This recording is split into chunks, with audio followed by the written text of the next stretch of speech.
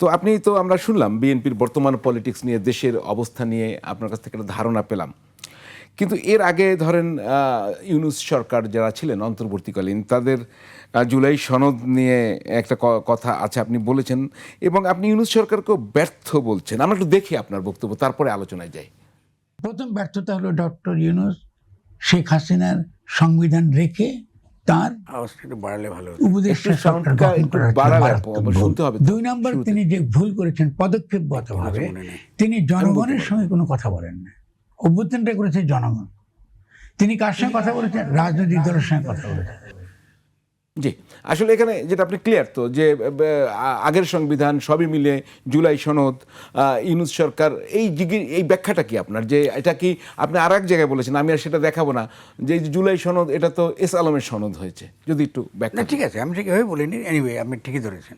প্রথম কথা হচ্ছে যে আপনাকে মানে বিনয়ের সঙ্গে একটা ছোট একটা সংশোধন করি। আমরা কিন্তু অন্তর্বর্তীকালীন সরকার করি নাই, আমরা করেছি উপদেষ্টা সরকার। এটা ছিল সেনার সমর্থিত উপদেষ্টা সরকার। এটা টিকে ছিল যেহেতু সেনাবাহিনী সমর্থন করেছে, আর কোনো কারণ নেই।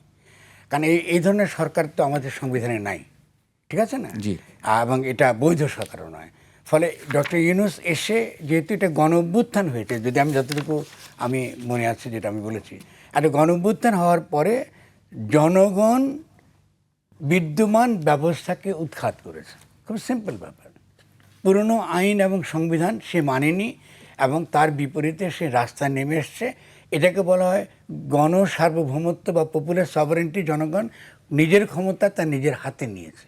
এখন এরপরে নিয়মটা হলো, যাকে আমরা অন্তর্বর্তীকালীন সরকার বলি, নিয়মটা হলো যে একটা নতুন গঠনতান্ত্রিক প্রক্রিয়া শুরু করা, নতুন গঠনতন্ত্র প্রণয়ন করা, শেখ হাসিনার সংবিধানকে আবার পুনর্স্থাপিত করা না।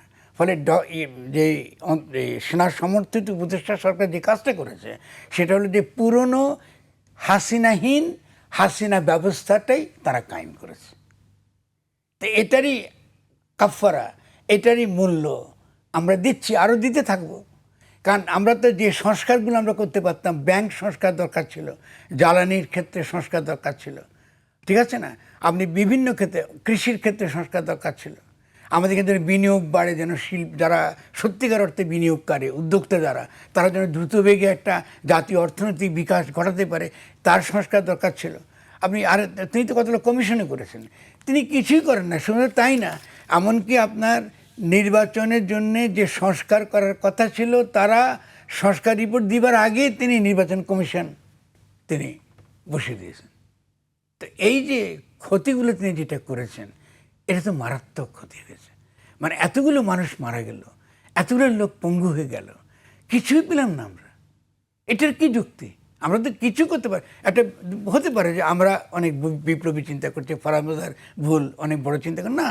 আমরা তো কিছু সংস্কার হলেও অসুবিধাটা কী ছিল? আপনি কোনো সংস্কারও করতে পারেন না। আপনি এমন একটা কি বলে সনদের কথা বলছেন, সনদ প্রণয়নের তো অধিকার তো ইউনূসকে আমরা দেই নেই। এটা তো তার অধিকার। শুনুন, আরও ব্যাপার আছে তো। আপনি ডক্টর ইউনূস তো গণ অভ্যুত্থানের ফল, ঠিক আছে না? এখন ছেলে কি বাপের নাম দেয়? তাহলে আপনি তরুণদেরকে, যেই তরুণরা গণঅভ্যুত্থানটা করেছে, আপনি তাদেরকে কোনো ঘোষণা দিতে দিলেন না। ঘোষণা মানে কি? প্রোক্লামেশন।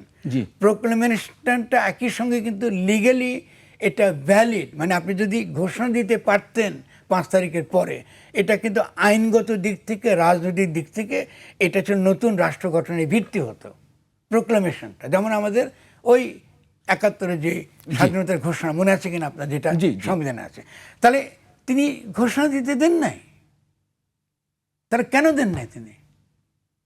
তাহলে এটার তো উত্তর দিতে হবে তাকে, অন্য কথা বাদ দিন। আমি এটা তো, আপনার কি মনে হয়, মানে তিনি তো আপনার তাদেরই বিপ্লবের পরবর্তী একটি সরকার, তার সঙ্গে কিন্তু আবার সেই তরুণদের 2-1 জন ছিলেন, তো তার সমস্যাটা কোথায় ছিল? তিনি কেন করতে পারেন? সেটা তো আমি এই উত্তর আমি ধারণা করতে পারি না। আমি এই তো আমি দেবো না, এটা তো আমার কাছে না। আমি তো তার জায়গায় নাই তো। কারণ তরুণরা ভেবেছে ওই সময়টাতে তাকে আনলে আন্তর্জাতিক যেই পরাশক্তির যে ভারসাম্য, সেখানে তারা একটা কিছু সুবিধা পাবে।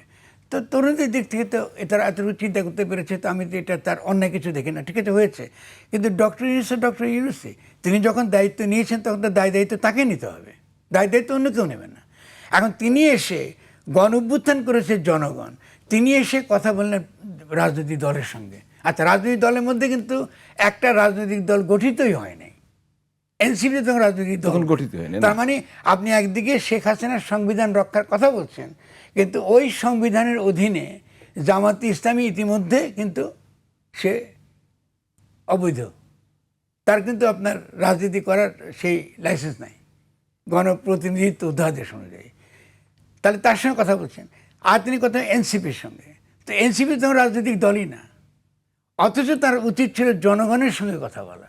তিনি তো জনগণের সঙ্গে কথা বলেনি, আমাদের কারোর সঙ্গে তিনি কথা বলেননি, তিনি নিজের মতো করে করেছে। ফলে তিনি যেহেতু নিজের মতো করে করেছে, আমরা এত কিছু কথা বলার পরে বারবারই তাকে বলবার জন্য তাকে বলেছি, আপনি একটা পূর্ণ ক্ষমতা সম্পন্ন, আপনি একটা অন্তর্বর্তীকালীন সরকার আপনি গঠন করুন, আপনি একটা গঠনতান্ত্রিক প্রক্রিয়ার মধ্যে প্রবেশ করুন, আপনি সংস্কারগুলোকে আপনি যেন আমরা ইমপ্লিমেন্ট করতে পারি, আপনি সে কাজটা করুন। এখন তিনি ওই পুরনো ব্যবস্থাটা রেখে দিয়েছে, সেই পুরনো ব্যবস্থার মধ্যে নির্বাচন হয়েছে। এখন এই যে নির্বাচনটা হলো, এই নির্বাচন তো অবৈধ, এই সরকারও তো অবৈধ। এর বৈধতার ভিত্তি কী লাগবে? তো তার বৈধতার ভিত্তি কোথায়? আপনি দেখান না কোথা থেকে তার বৈধতাটা এসছে। যদি সেনার সমর্থিত উপদেষ্টা সরকারে অবৈধ হয়, তাহলে সেই সরকারের অধীনে নির্বাচন অবৈধ। আর নির্বাচন তো হওয়ার কথা তো পরে, 5 বছর পরে 24 ইলেকশন হচ্ছে একটা, যদি সংবিধান মানেন তো হওয়ার কথা 29 সালে। এটা কে নির্বাচন করলো এটা?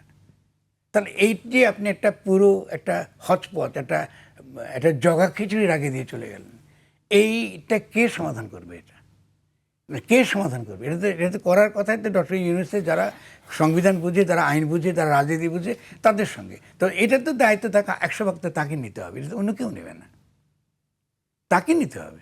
আপনি যখন দায়িত্ব নিচ্ছেন তাকে নিতে হবে। আজকে আমি যে কথাগুলো বলছি তার তো পূর্ণ 100% দায়িত্ব তো আমার, নাকি? অবশ্যই। তো তারও দায়িত্ব হবে। সিদ্ধান্ত তিনি নিয়েছেন, কারণ তিনি একমাত্র পূর্ণ সিদ্ধান্ত নেবার অধিকারী। গণঅভ্যুত্থানের পরে তিনি সিদ্ধান্ত নেবার অধিকারী ছিলেন।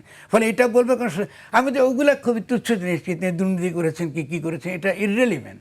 কারণ তিনি রাষ্ট্রের যে সত্তা, রাষ্ট্রের যে আত্মাটাকে তিনি ধ্বংস করে দিয়েছেন।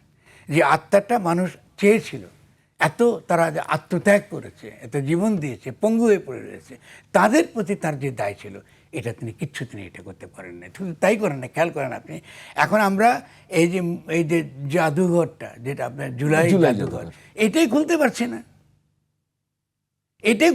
না। ইতিমধ্যে তিনি পুরো গণঅভ্যুত্থানকে একটা অবৈধ জায়গায় নিয়ে তিনি ঠেলে দিয়েছেন। যদি শেখ হাসিনার সংবিধানে আপনি যদি থাকে, তাহলে তো আপনার আইনগতভাবে আপনি শেখ হাসিনার পজিশনটা কি এখন? কি আমি কি করে আপনাকে জিজ্ঞেস করছি? তিনি তো শেখ হাসিনা তো বলছে, তো আমি তো কোনো পদত্যাগপত্র দিই নেই। তো আপনি কিসের ভিত্তিতে শেখ হাসিনাকে আপনি সরিয়েছেন? আপনি যদি শেখ হাসিনার সংবিধানে মানেন, তাহলে কোন যুক্তির ভিত্তিতে আপনি শেখ হাসিনাকে আমি সরিয়েছেন বলুন আমাকে। আরও ব্যাপার আছে তো, 6 তারিখে ছাত্ররা ব্লকেট দিয়েছে, জি, ঠিক আছে তো? 6 তারিখ মনে আছে না আপনার? মনে আছে। ঠিক আছে, 5 তারিখে আনলেন কেন? কারা এনেছে 5 তারিখে? ওরা কারা? একদিন আগে আনলো। কেন আনলো? তাদের কী পরিকল্পনা ছিল? তারা তো এনেই তো পুরো দেশটাকে শেখ হাসিনাকে দিল্লি পাঠিয়ে দিয়েছে। তারা দেখা যাচ্ছে যে আরেকটা শক্তি খুবই সক্রিয় ছিল, যাতে তারা আওয়ামী লীগকে বাঁচাতে পারে। তাহলে এটা তো আমরা তখনই বলেছি, আমি এখনও বলছি। এখন পুরো যেখানে গেছে, আমি মনে করি না যে রাজনীতি বাংলাদেশের জনগণের হাতে আর আছে।